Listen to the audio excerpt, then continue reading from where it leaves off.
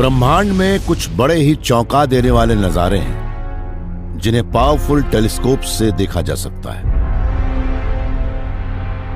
मगर क्या हम कभी उन जगहों पर जाकर उन चौंकाने वाले नजारों को अपनी आंखों से देख पाएंगे?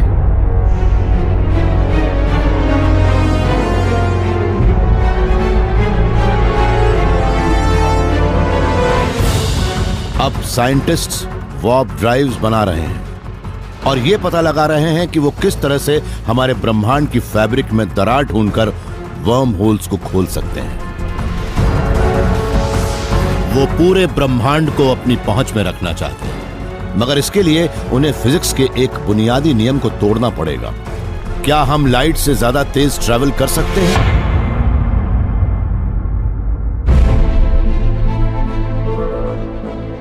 स्पेस, टाइम और खुद जिंदगी, ब्रह्मांड के रहस्य हम जानेंगे through the worm hole.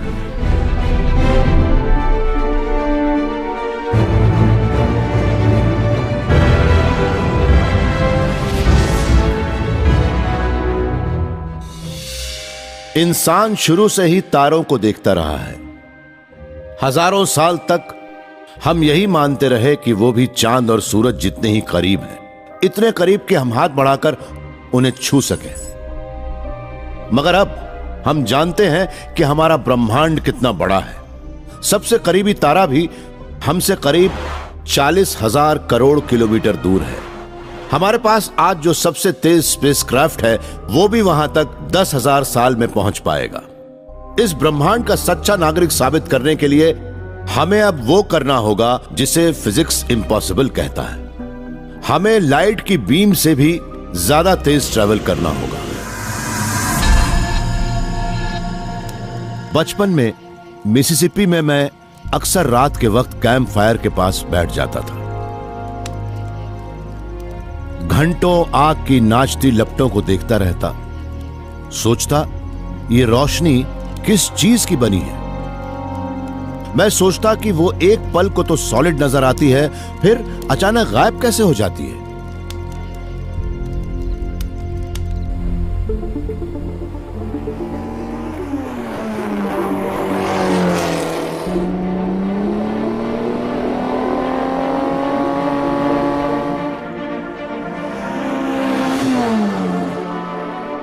Shawn Carroll California Institute of Technology में एक थियोरेटिकल फिजिसिस्ट है। यह भी लाइट के रहस्यमय स्वभाव को देखकर दंग है। लाइट की स्पीड है 2,97,600 किलोमीटर पर सेकंड या 107 करोड़ किलोमीटर। लाइट की स्पीड से ज्यादा तेज कुछ भी नहीं है। सच कहें तो यह ब्रह्मांड में हर चीज की मैक्सिमम स्पीड लिमिट है। लाइट आवाज से 10 लाख गुना ज्यादा तेजी से ट्रेवल करती है। वो इतनी तेज होती है कि सिर्फ 1 सेकंड में पृथ्वी का 7 चक्कर लगा ले। मगर लाइट का ये रहस्य उसकी ब्रेथ टेकिंग स्पीड से कहीं ज्यादा गहरा है। ये जिस तरह से मूव करती है उस तरह से ब्रह्मांड में और कोई चीज मूव नहीं करती। चलिए कुछ देर के लिए मान लेते हैं कि मैं बड़ा ही गंदा इंसान हूं और सड़क पर गंदगी फैलाता हूं। मैं इसके लिए अपनी कार की रफ्तार को भी शामिल करने वाला हूं जो 50 किलोमीटर पर आवर है। अब अगर मैं उसी डायरेक्शन में अपनी स्लर्पी को 30 किलोमीटर पर आवर की स्पीड से फेंकता हूं तो सीधा सा हिसाब है कि ये स्लर्पी 80 किलोमीटर पर आवर की स्पीड से आगे जाएगी।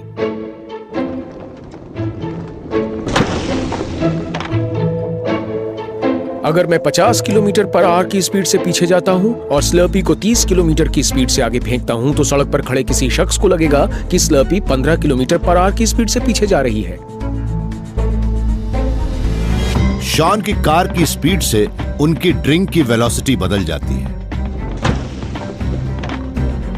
मगर लाइट पर वो नियम नहीं लागू होते जो कोल्ड ड्रिंक्स पर होते हैं। जब मैं कार से लाइट की एक बीम छोड़ता हूं तो उसकी टोटल वेलोसिटी हमेशा लाइट की स्पीड होती है। लाइट उसी स्पीड से बढ़ती नजर आएगी। भले ही मेरी कार की स्पीड कुछ भी हो, हम लाइट की स्पीड को कार की स्पीड से नहीं जोड़ सकते। लाइट की स्पीड तो हमेशा लाइट की स्पीड ही रहेगी। लाइट के आगे बढ़ने के इन अनोखे नियमों की वजह से ही एल्बर्ट आइंस्टाइन को ब्रह्मांड के बुनियादी नियम फिर से लिखने पड़े थे। उन्हें लगा कि स्पेस एंड टाइम ना तो फिक्स्ड है ना ही एब्सोल्यूट, बल्कि वो कनेक्टेड और रिलेटिव है। दिमाग में ये बात आते ही उन्होंने इतिहास का सबसे मशहूर इक्वेशन दिया, E=mc²।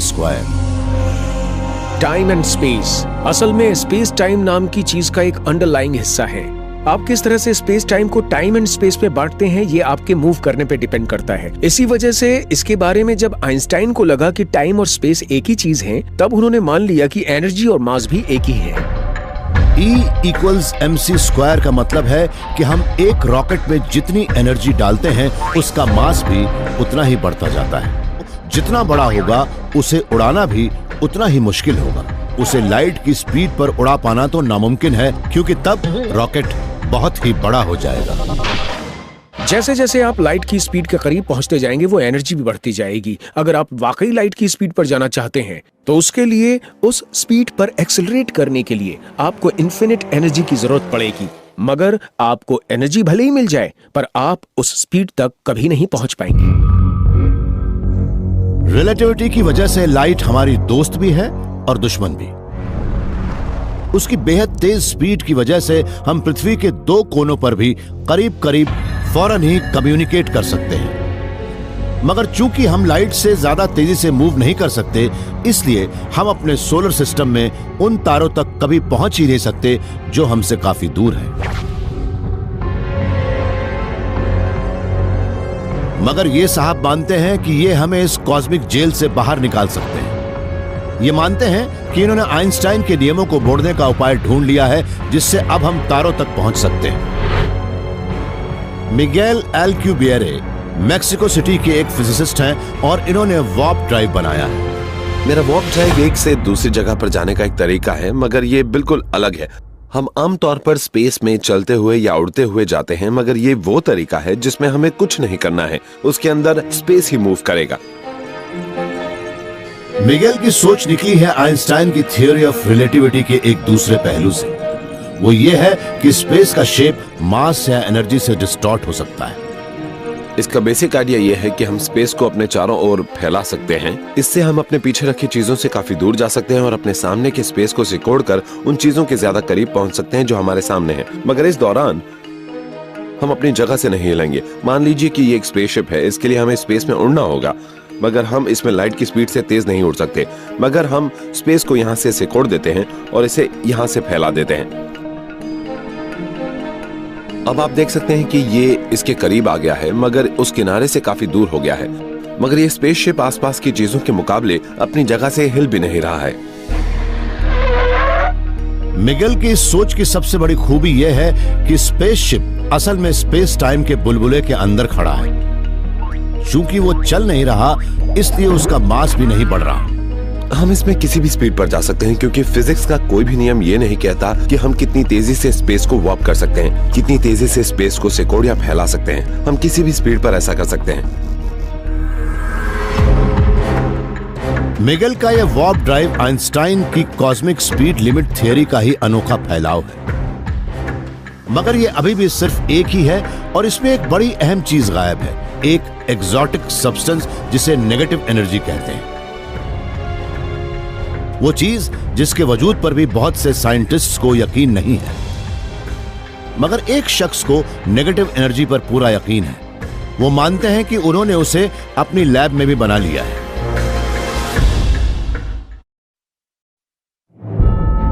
Warp drive. यह बात भले ही साइंस फिक्शन की लगती हो, मगर ब्रह्मांड में स्पेस के एक वॉर्पिंग बबल में सर्फिंग करने के बाद आइंस्टाइन को भी सही लगती।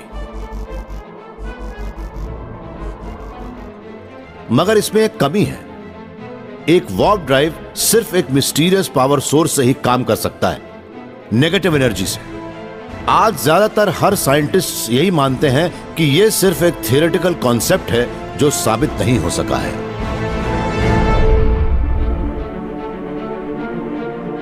मगर येल यूनिवर्सिटी के एटॉमिक फिजिसिस्ट स्टीव लैमरो मानते हैं कि वो एनर्जी के इस एक्सोटिक रूप का पता लगाकर ही दम लेंगे। उनके मुताबिक इसका जवाब छिपा है स्पेस के फैब्रिक में। आमतौर पर हम यही मानते हैं कि स्पेस का वैक्यूम पूरी तरह खाली है, मगर सच तो यह है कि उस खाली स्पेस में भी एनर्जी है और हम उसे स्पेस की 0 पॉइंट एनर्जी कहते हैं। क्वांटम मैकेनिक्स की थियरी तो यही कहती है कि वो खाली स्पेस असल में एनर्जी माइक्रोस्कोपिक पल्सेस से लगातार चमकता रहता है, क्योंकि उसमें पार्टिकल्स लगातार बनते और खत्म होते रहते हैं। ऐसे में नेगेटिव एनर्जी बनाने के लिए हमें इस कांस्टेंट चैटर को दबाने का कोई उपाय सोचना होगा। स्टीव को लगा ऐसा करने का सबसे अच्छा तरीका है स्पेस के शेप को ही बदल देना। मैं एक उदाहरण देकर समझाता हूँ। मान लीजिए कि एक उफनते समंदर में 2 जहाज चल रहे हैं, तो एक जहाज से टकराकर लहरें लौटती हैं और दूसरे जहाज के साथ भी यही होता है। ऐसे में इन दोनों के बीच की वेव डेंसिटी कम होती है, जबकि समंदर में एक जहाज होने पर ज्यादा होती है। अगर हम उफनते समंदर में 2 जहाज डाल दें तो वो एक दूसरे की ओर खींचेंगे। स्टीव का तर्क है कि अगर हम उफनते समंदर में चलते 2 जहाजों के बीच की जगह की तरह खाली स्पेस का दायरा भी कम कर दें तो चमकने वाली कुछ 0 पॉइंट एनर्जी उसके अंदर नहीं समा पाएगी। फिर उस खाली स्पेस की उस तंग जगह के बाहर की एनर्जी बढ़ेगी और वो उसे सिकुड़ने पर मजबूर करेगी। वो फोर्स इन नेगेटिव एनर्जी की पहचान होगा। स्टीव ने उसे अपनी लैब में बनाने का फैसला किया। अपनी इस सोच को असली रूप देने में ही उन्हें 10 साल से ज्यादा का वक्त लग गया। हम इस एक्सपेरिमेंट को टाइम मशीन कहते हैं, पर यह असल में टाइम मशीन 2 है। यह हमारे एक्सपेरिमेंट का दूसरा वर्जन है। मैंने इसे ये नाम इसलिए दिया है क्योंकि मेरी जिंदगी के 15 साल इस मेजरमेंट में बीत गए। सच कहें तो इसे एक टाइम वेस्टिंग मशीन कहना चाहिए। इस वैक्यूम चेंबर के अंदर 2 छोटी छोटी मेटल प्लेट्स लगी हैं जो इंसान के बाल जितनी चौड़ाई पर एक दूसरे से दूर हैं। इन्हें इतने करीब रखने के बाद एक दूसरे से दूर रखना बड़ा ही मुश्किल काम था, क्योंकि ये करीब करीब एटॉमिक लेवल पर करना पड़ा।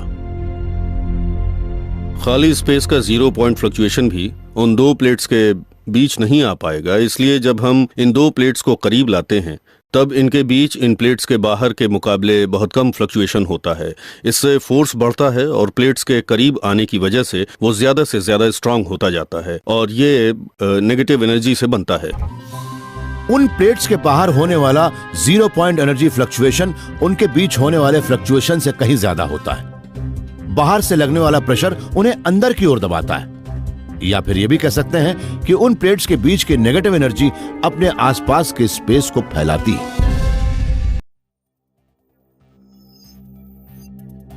स्टीव इतने साल की कड़ी मेहनत के बाद दुनिया के पहले इंसान बन गए हैं जिसने नेगेटिव एनर्जी से पैदा होने वाले फोर्स को मेजर किया है, मगर उन्हें उसकी जो मात्रा मिली है वो बहुत कम है। वो फोर्स पृथ्वी की ग्रेविटेशनल फील्ड में एक रेड ब्लड सेल के वजन के बराबर था। वो बहुत कम था। अगर हम इस तरह की हजारों प्लेट्स ले लें जो हमने अपने एक्सपेरिमेंट में इस्तेमाल की थी, तो हमें एक काफी बड़ा फोर्स मिल सकता है। स्टीव की ये खोज भले ही वार्प ड्राइव की ओर एक छोटा सा कदम हो, पर इससे यह तो साबित हो गया है कि मिगेल अल्कुबेरी की वार्प ड्राइव थियरी फिजिक्स के नियमों को नहीं तोड़ती है।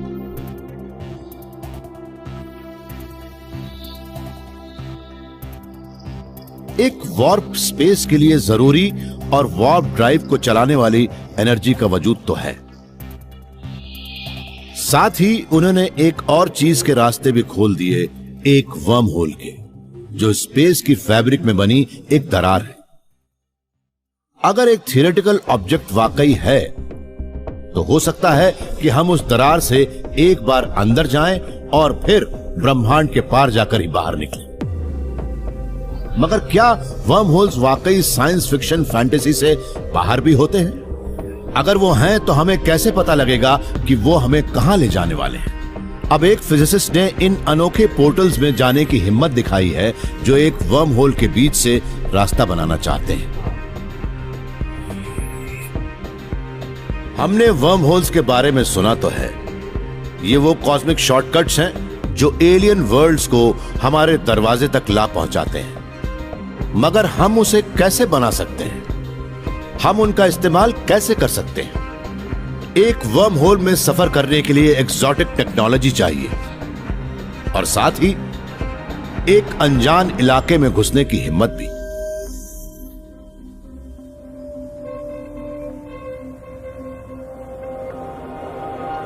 हमारी पृथ्वी पर गलियारों का जाल सा बिछा है। हम अक्सर विशाल पहाड़ों के बीच बनी मजबूत सुरंगों के बीच से आते जाते हैं।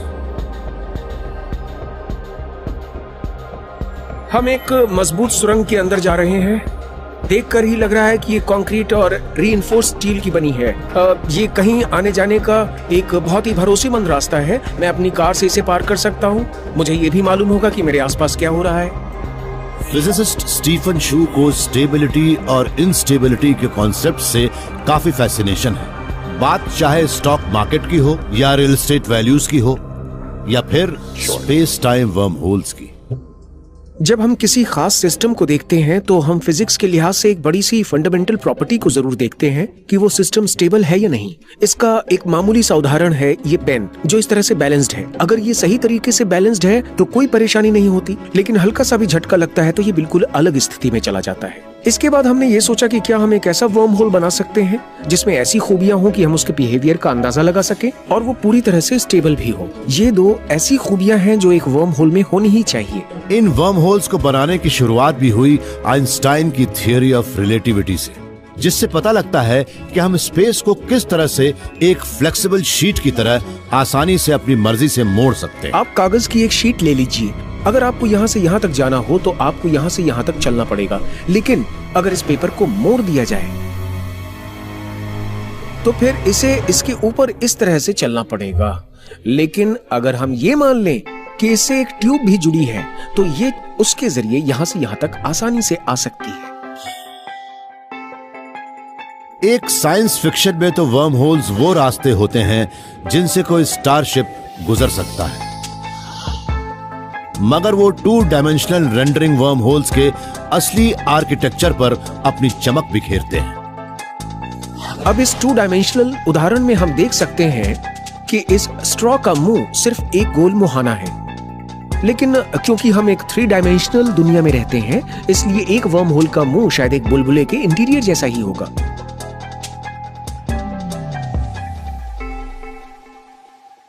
अगर कोई असली वर्म होल स्पेस में कहीं होगा तो उसका मुहाना भी शायद ऐसा ही हो। मगर स्टीफन तो यह सोच रहे हैं कि क्या हम उसकी नकल बना सकते हैं। एक कॉस्मिक इंजीनियर पहले तो 2 मुंह बनाएगा, फिर उन्हें आपस में जोड़ देगा। फिर वो एक मुंह को कई लाइट ईयर्स दूर खींच ले जाएगा, मगर उन 2 मुहानों के बीच की सुरंग हमारे स्पेस का हिस्सा नहीं होगी और वो काफी छोटी भी होगी। ये काम तो काफी आसान है, मगर वर्म होल के मुहानों और उस सुरंग को बचाए रखने वाली नेगेटिव एनर्जी को कंट्रोल कर पाना बहुत मुश्किल होगा। एक वर्म होल को स्टेबलाइज कर पाना काफी मुश्किल काम है। हम सारे वर्म होल को उसकी रिलेटिविटी की वजह से ही जानते हैं और उन्हें special negative energy exotic matter की जरूरत पड़ती है। अब सवाल यह है कि क्या वो मैटर खुद स्टेबल है? स्टीफन ने यह हिसाब भी लगाया कि ये नेगेटिव एनर्जी किस तरह से एक वर्म होल के बाहर मौजूद नॉर्मल मैटर से रिएक्ट करेगी, ताकि ये अंदाजा लगाया जा सके कि वो साथ में स्टेबल रह सकते हैं या नहीं। हमने मैथमेटिकली साबित किया कि वो अनस्टेबल होंगे। ये एक बड़ा ही खतरनाक डिवाइस होगा, क्योंकि अगर इसे जरा भी झटका लगा तो पूरा डिवाइस ही टूट जाएगा। अगर मैंने उसे एक अनस्टेबल वर्म होल में डाला तो वही हालत होगी जो इस बुलबुले में अपनी उंगली डालने पर होती है, वो फट जाएगा। एक वर्म होल को खुला रखने के लिए जो नेगेटिव एनर्जी चाहिए वो खुद ही काफी अनस्टेबल होती है। इंसान का बनाया वर्म होल तो उसी पर टूट जाएगा जब कोई उसके अंदर जाने की कोशिश करेगा। मगर एक रास्ता और भी है। हम अपने बनाए कॉस्मिक शॉर्टकट्स का इस्तेमाल नहीं करें, बल्कि उन माइक्रोस्कोपिक शॉर्टकट्स को ढूंढें जो हमारे आसपास छिपे हुए हैं। जिस तरह से खाली स्पेस में एनर्जी के माइक्रोस्कोपिक पल्सेस भरे होते हैं, उसी तरह से कुछ थियरिस्ट्स मानते हैं कि वहां पर ऐसे माइक्रोस्कोपिक होल्स भी होंगे। हो सकता है कि बिग बैंग के बचे हुए कुछ क्वांटम वर्म होल्स हो, या फिर थोड़ी थोड़ी दूरी पर वहां हल्के फ्लक्चुएशंस हो जहां स्पेस टाइम बड़े ही अनोखे तरीके से एक दूसरे से जुड़ते हैं। वो एक क्वांटम वर्म होल हो सकता है। अगर उनमें बहुत ही हल्का सा फ्लक्चुएशन हो रहा हो तो मतलब है कि वो छोटे होंगे, -35 मीटर से भी 10 गुना छोटे। माइक्रोस्कोपिक क्वांटम वर्म होल्स असल में स्पेस में होने वाले क्वांटम फ्लक्चुएशंस हैं जो कभी दिखते हैं, कभी नहीं, और फिर दोबारा दिखने लगते हैं। चूंकि हमें उनके पोर्टल्स नहीं बनाने हैं, इसलिए स्टीफन को लगता है कि उनके अंदर जाने में खतरा नहीं होगा। मगर किसी के अंदर जाने से पहले सावधान हो जाएं, क्योंकि एक खतरा है। क्वांटम मैकेनिकल चीजें बड़ी ही फजी होती हैं, वो बड़ी ही रैंडम और अनप्रेडिक्टेबल होती हैं। इसलिए अगर हम किसी क्वांटम वर्म होल के अंदर जाते हैं तो हो सकता है कि हमें तेज झटके लगे और हमें ये भी पता न लग पाए कि हम कहाँ निकले। हम किसी ऐसी सुरंग में तो हरगिज नहीं जाना चाहेंगे जो हमें पैसिफिक ओशन के नीचे ले जाए या किसी पहाड़ की चोटी पर पहुंचा दे। क्वांटम वर्म होल्स के आने का कोई तय समय नहीं होता और मंजिल भी अनजान होती है। हम किसी भी जगह किसी भी वक्त पर पहुंच सकते हैं।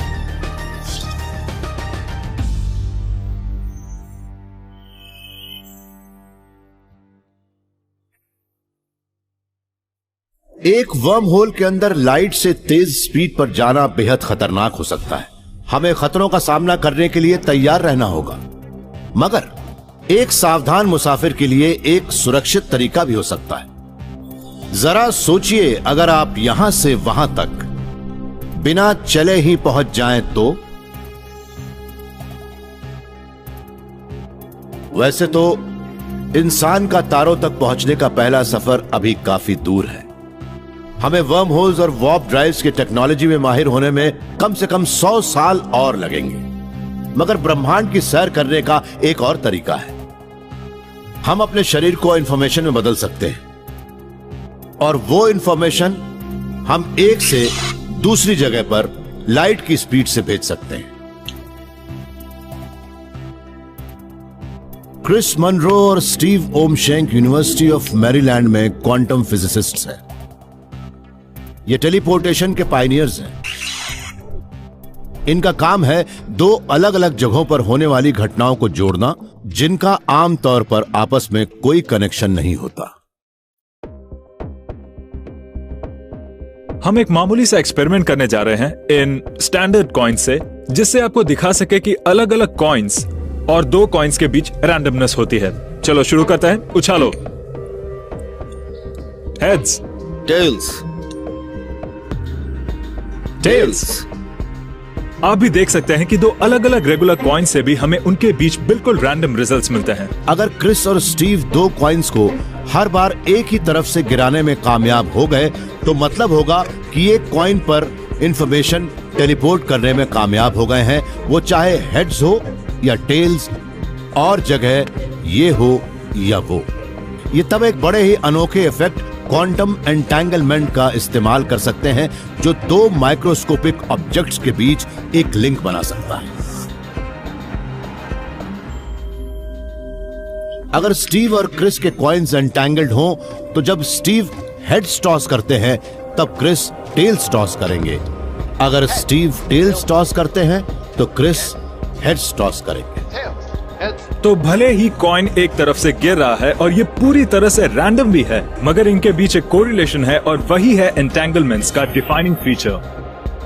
फिजिसिस्ट्स करीब 20 साल से ज्यादा वक्त से एंटेंगलमेंट की मदद से मैटर को एक से दूसरी जगह पर टेलीपोर्ट करने की कोशिश कर रहे हैं। स्टीव और क्रिस पहली बार कामयाब हुए हैं। इन्होंने एक एलिमेंट के दो एटम से शुरुआत की थी, जिसे एटर्बियम कहते हैं। हमने ये एक्सपेरिमेंट दो ट्रैप्ड एटम्स के साथ शुरू किया था। वो टेबल्स पर दोनों किनारों पर रखे थे। ये एटम फील्ड्स के साथ इस तरह से लेविटेट कर रहे हैं जैसे एक लेविटेटेड ट्रेन करती है। ये एक वैक्यूम चेंबर है, इसलिए कुछ इन्हें छू नहीं पाता। ये पूरी तरह से आइसोलेशन में है, इससे बेहतर कुछ नहीं हो सकता। स्टीव और क्रिस ने माइक्रोवेव रेडिएशन की मदद से पहले एटम पर क्यूबिट्स नाम की क्वांटम इंफॉर्मेशन लिखी। ये क्यूबिट्स ही एटम्स के हेड्स या टेल बन गए। फिर हमने दोनों एटम्स को लाइट के फास्ट पल्स के साथ एक्साइट किया और ऐसा करने से फोटोन एटम के इंटरनल स्टेट के साथ एंटेंगल होने की संभावना बढ़ जाती है। यहाँ फोटॉन्स मैसेंजर बन गए हैं जो पूरी लैब में एटम्स की इंफॉर्मेशन पहुंचा रहे हैं। क्रिस और स्टीव हर एटम के फोटोन को एक ही टारगेट पर एम कर रहे हैं। जब वो मिलते हैं तब एंटेंगल हो जाते हैं और फिर उन दो एटम्स को भी एंटेंगल कर देते हैं जिनसे वो निकले हैं। दोनों एटम्स करीब भी नहीं थे, उन्होंने एक दूसरे को देखा भी नहीं था, मगर अब दोनों एटम्स जो एक दूसरे के दूर रखे थे वो एंटेंगल हो चुके हैं और उस इंफॉर्मेशन को शेयर कर रहे हैं जो हमने पहले एटम पर लिखी थी। इसे ही क्वांटम टेलीपोर्टेशन कहते हैं, क्योंकि वो इंफॉर्मेशन असल में कहीं गई ही नहीं थी, उनके बीच कोई फिजिकल इंटरेक्शन हुआ ही नहीं। ये तो कमाल था उस एंटेंगलमेंट का, जिसकी वजह से हम ऐसा कर पाए। आइंस्टाइन ने इसे बहुत अच्छी तरह से डिस्क्राइब भी किया है। उन्होंने एंटेंगलमेंट को दूरी पर होने वाली एक डरावनी हरकत कहा था।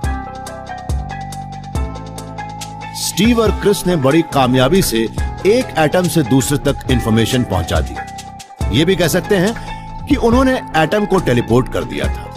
पहली बार किसी ने लाइट की स्पीड से मैटर को स्पेस में बीम किया था।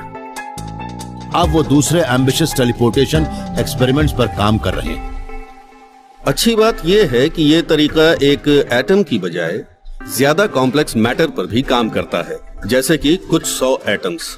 कुछ 100 एटम्स को हम प्रोग्रेस कह सकते हैं, मगर सवाल तो यह है कि क्या हम एक इंसान के अंदर मौजूद सारे 7 लाख करोड़ एटम्स को एक साथ एक से दूसरी जगह तक टेलीपोर्ट कर पाएंगे?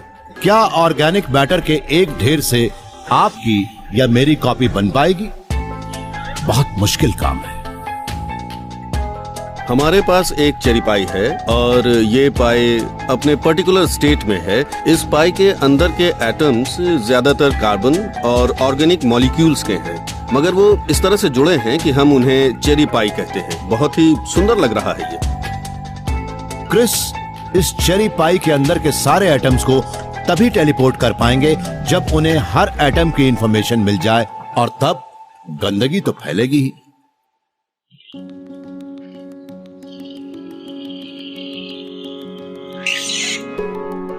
यहाँ मौजूद हर एटम उस चेरी पाई का रिप्रेजेंटेटिव है, मगर अब ये चेरी पाई नहीं लग रही। वजह यह है कि एटम्स सही तरीके से अरेंज्ड नहीं हैं। इस प्लेट में करोड़ों करोड़ एटम्स हैं। अब आप अंदाजा लगाइए कि वो करोड़ों करोड़ एटम्स किस तरह अरेंज्ड थे। वो संख्या इतनी बड़ी होगी कि उसे लिखने के लिए हमारा पूरा ब्रह्मांड भी छोटा पड़ जाएगा। अभी तो हम शायद किसी इंसान को टेलीपोर्ट नहीं कर सकते, मगर स्टीव और क्रिस मानते हैं कि ये अगर मुमकिन हो सका तो उसकी बड़ी वजह क्वांटम एंटेंगलमेंट होगी। क्वांटम मैकेनिक्स को लैब में बार बार वेरीफाई किया जा चुका है, हमारी लैब्स में भी और दूसरी लैब्स में भी। कई दशक से हम बार बार यही साबित कर रहे हैं कि क्वांटम मैकेनिक्स कुदरत का एक एक्यूरेट डिस्क्रिप्शन है। अगर हम क्वांटम मैकेनिकल टेलीपोर्टेशन करना चाहते हैं तो हमें क्वांटम मैकेनिक्स को भी शामिल करना होगा। मैं तो यही कहूंगा कि अगर ऑब्जेक्ट्स को टेलीपोर्ट करने की क्वांटम मैकेनिक्स के अलावा भी कोई थियरी है तो हम उसके बारे में नहीं जानते। हम आज भी लाइट की बीम की तरह एक से दूसरे तारे तक जाने से काफी दूर हैं। लेकिन हम लाइट के बारे में जो भी जानते हैं वो सब अगर गलत हो तो ये साइंटिस्ट तो फिजिक्स के नियमों को ही उल्टा कर रहा है। अगर इनका अंदाजा सही है तो आइंस्टाइन ने दुनिया को जो लाइट की स्पीड दी है वही बदल जाएगी। हम जिस ब्रह्मांड में रहते हैं वहां स्पीड लिमिट है करीब 107 करोड़ किलोमीटर पर आवर। ये बात तो एल्बर्ट आइंस्टाइन ने कही थी, लेकिन अगर आइंस्टाइन ही गलत हो तो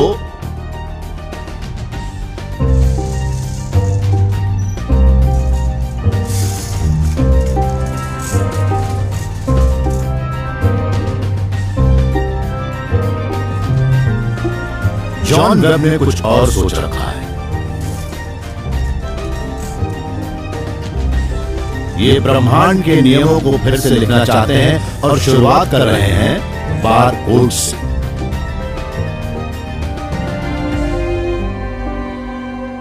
मान लीजिए कि हम एक सुपरमार्केट में जाते हैं और कुछ चीजें खरीदते हैं, जैसे कि ये लेटर्स तो हमारा जाना पहचाना है। इस लेटर्स पर भी काफी इंफॉर्मेशन लिखी है, सब कुछ इसके पैकेट पर लिखा है। हम ये तो देख सकते हैं कि कुछ लिखा है, मगर वो सब इनकोडेड है और उसे वो लेजर ही पढ़ सकता है जो इसे स्कैन करने वाला है। जब कैशियर इसे स्कैन करता है तब वो लेजर बीम इस काली लाइंस के बीच के सफेद गैप्स को पढ़ती है और हमें इसकी कीमत पता लग जाती है। एक बारकोड के अंदर काफी इंफॉर्मेशन जमा होती है। John University of New South Wales में एक एस्ट्रोफिजिसिस्ट है।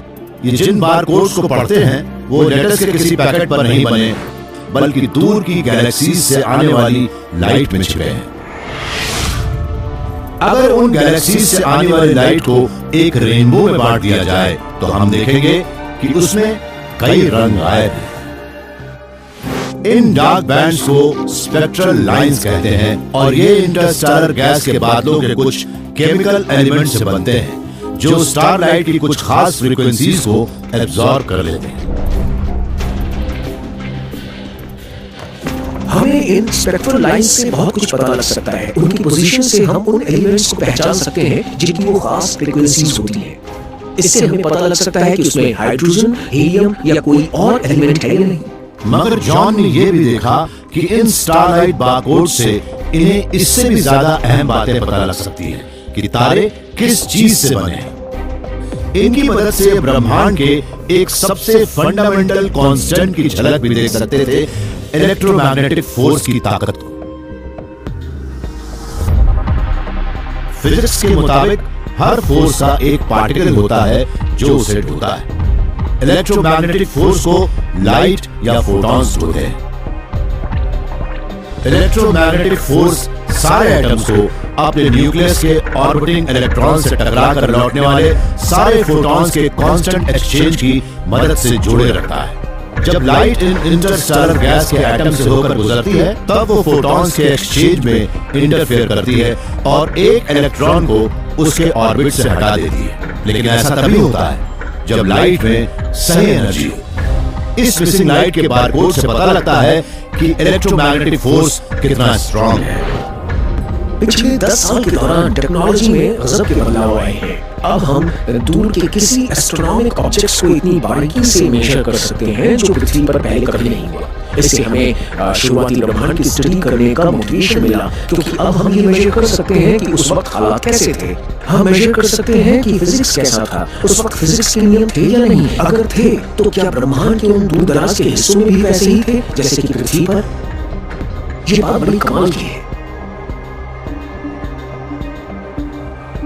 जब स्पेस एज शुरू हुई थी तब सही जानकारी पर सबसे ज्यादा जोर दिया गया। तारों पर जाने वाले पहले इंसानों को भी यही करना पड़ा। वो एक बिल्कुल अनजान जगह पर जा रहे थे और शायद ये पहली बार हुआ कि उनकी स्पीड लाइट से भी ज्यादा तेज थी। थियोरेटिकल फिजिसिस्ट जोआओ मगेजो मानते हैं कि हमारे ब्रह्मांड में कई इलाके ऐसे हैं जहां लाइट से ज्यादा तेज स्पीड पर जाया जा सकता है। इसके लिए उन्होंने अपनी ये रेडिकल थियरी दी, क्योंकि इसके बिना वो ये नहीं समझा सकते थे कि ब्रह्मांड कैसा है। जब हम ब्रह्मांड को देखते हैं तो हर डायरेक्शन में सब कुछ एक जैसा नजर आता है। ये एक बड़ी समस्या है, क्योंकि जब ये ब्रह्मांड बना था तब लाइट के आने जाने के लिए ज्यादा जगह ही नहीं थी, न वो ब्रह्मांड की खूबियां ही दिखा सकती थी, और इसे हम होमोजेनाइटी प्रॉब्लम कहते हैं। होमोजेनाइटी प्रॉब्लम ये कहना सारी गैलेक्सीज और सारा मैटर पूरे ब्रह्मांड में फैला है, भले ही हम कहीं भी देखें, मगर ये कॉस्मोलॉजी की एक बहुत बड़ी पहेली है। समस्या यह है कि साइंटिस्ट्स ये नहीं मानते कि बिग बैंग के बाद मैटर को इतना वक्त मिला था कि वो पूरे ब्रह्मांड में बराबरी से फैल जाए। मान लीजिए कि बिग बैंग एक बड़ी पार्टी जैसा था। जैसे ही पार्टी शुरू हुई सबको एक जैसी वाइन का गिलास मिल गया, मगर एक वेट्रेस को इतना वक्त कैसे मिला कि उसने सबको इतनी जल्दी वाइन का गिलास दे दिया? अगर वो लाइट की स्पीड से भी भागती है तभी उसे इतना वक्त नहीं मिलेगा कि वो बिग बैंग के ब्रह्मांड की तरह सबके बिखरने से पहले सबके पास पहुंच जाए। ज्यादातर साइंटिस्ट इस समस्या को कॉस्मिक इन्फ्लेशन की थियरी से हल करते हैं। वो कहते हैं कि शुरुआत में तो कमरा काफी देर के लिए छोटा रहा, जिससे वेट्रेस को सबको ग्लास देने में देर नहीं लगी। फिर एक रहस्यमय मैग्नीफाइंग फोर्स ने कमरे को बड़ी तेजी से फैलाना शुरू किया। सबको ड्रिंक मिल गई और वेट्रेस को ज्यादा मेहनत भी नहीं करनी पड़ी। कॉस्मिक इन्फ्लेशन के मुताबिक ब्रह्मांड जब बना था तब वो एक पिन के सिरे जितना छोटा था और सारी एनर्जी वहीं कंसंट्रेट हो रही थी। फिर शुरुआती ब्रह्मांड सेकंड के करोड़ करोड़ करोड़ करोड़वें भाग में दुगना हो गया और फिर लगातार बढ़ता ही चला गया। उस वक्त जो इनिशियल स्मूथनेस थी वो काफी दूर दूर तक फैली और उसे ही हम आज देख रहे हैं। मगर इन्फ्लेशन को साबित ही किया जा सका है। युवाओं के पास इसका एक ऑल्टरनेटिव भी है, एक ऐसी चैलेंजिंग थियरी जो शायद ब्रह्मांड को हमारे बेहद करीब ला दे। अगर हम ब्रह्मांड के फैलने के रेट को बदलने की बजाय स्पीड लिमिट को लाइट की स्पीड को ही बदल दें, तब क्या होगा? इसे ही हम varying speed of light theory कहते हैं। हमारी varying speed of light theory के मुताबिक वेट्रेस ने पार्टी यानी ब्रह्मांड की शुरुआत के वक्त तो सबको बड़ी तेजी से ग्लास दिए, फिर उसकी स्पीड कम होती गई और देर से आने वालों को यही लग रहा था कि उसने इतने कम वक्त में इतने बड़े ब्रह्मांड को कैसे सर्व कर लिया। युवाओं की थियरी भी होमोजेनाइटी प्रॉब्लम को उसी तरह से हल करती है जैसे कि कॉस्मिक इन्फ्लेशन, मगर यह भी आइंस्टाइन की सबसे बड़े नियम पर सवाल खड़े करती है। ये आइंस्टाइन की इस बात को पूरी तरह से गलत नहीं ठहराती कि लाइट की स्पीड ही स्पीड लिमिट है। हम तो सिर्फ ये कह रहे हैं कि ब्रह्मांड की उम्र के साथ लाइट की स्पीड भी बदली है। जोआओ की इस थियरी का मतलब है कि शायद हमें आज की कॉस्मिक स्पीड लिमिट को तोड़ने का मौका मिल जाए, क्योंकि ब्रह्मांड में कई ऐसी जगहें भी होंगी जहां आज भी लाइट की स्पीड ज्यादा तेज हो। इन जगहों को कॉस्मिक स्ट्रिंग्स कहते हैं।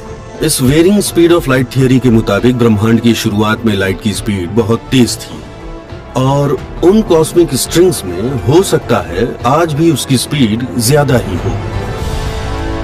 इनका मतलब यह है कि ब्रह्मांड के शुरुआती पलों में स्पेस टाइम में छोटी छोटी दरारें बनी थी। उसके बाद से वो दरारें भी दूसरी चीजों की तरफ फैलती गईं और अब वो कई सौ करोड़ लाइट ईयर्स लंबी हैं। कॉस्मिक स्ट्रिंग्स शायद उन इलाकों में वो हाई स्पीड लाइंस हैं जहां लाइट सिर्फ रेंग सकती थी।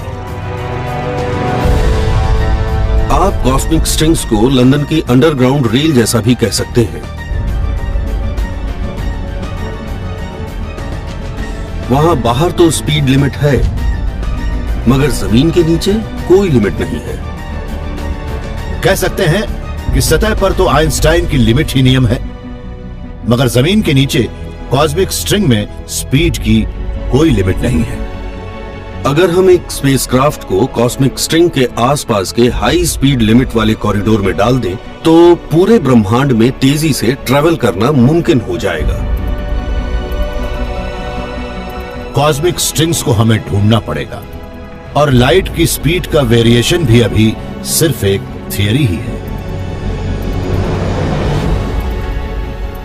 मगर अब धीरे धीरे जोआओ मगेजो और जॉन वेब जैसे साइंटिस्ट्स आइंस्टाइन की कॉस्मिक स्पीड लिमिट पर सवाल खड़े करने लगे। आप शायद ये सोच रहे हो कि अगर वो स्पीड ब्रह्मांड में जगह जगह बदलती है तो क्या होगा, या कहीं वो शुरुआती ब्रह्मांड में अलग तो नहीं थी। अगर लाइट की स्पीड बदल रही है तो कहीं फिजिक्स की कुछ बातें आज के मुकाबले शुरुआती ब्रह्मांड में अलग तो नहीं थी। दुनिया भर के साइंटिस्ट्स आज नई टेक्नोलॉजीज को टेस्ट कर रहे हैं और फिजिक्स की गहराइयों में जाकर ब्रह्मांड के नए नियमों की खोज कर रहे हैं, ताकि हम पृथ्वी नाम के इस टापू से दूर जा सकें। हमें अभी भी अपने ब्रह्मांड का नागरिक बनने के लिए काफी लंबा सफर तय करना है। तारे आज भी हमारी पहुंच से काफी दूर हैं, मगर साइंस यहां से आगे जहां भी जाए, हम उस फाइनल फ्रंटियर तक पहुंचने की अपनी उन उम्मीदों को नहीं छोड़ सकते। और एक दिन हम वहां तक भी पहुंच जाएंगे, क्योंकि इंसान जो सोचता है वो कर गुजरता है।